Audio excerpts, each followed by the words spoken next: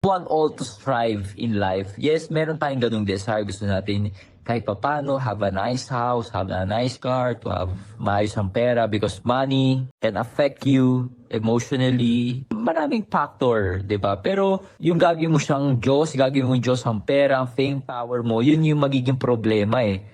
Pero kung ang mindset mo, despite of all the blessing na meron ka, na alam mo, si Lord pa rin ang number one sa buhay mo at sa puso mo. Yun dapat. Hindi itong mga malalaking bahay na to, hindi itong mga mansion na to, hindi itong mga sports car na to, hindi itong makasikatan, hindi itong mga award na yan. It's all about God. Si Lord pa rin palagi ang dapat ang number one sa ating buhay. Sabi nga, di ba, they are a godless city and now they are so desperate. Sinasabi ni Lord na, no, you're not a godless city. You are a city that should have God in the center of it. You should be a city na dapat ako ang Diyos sa inyong buhay.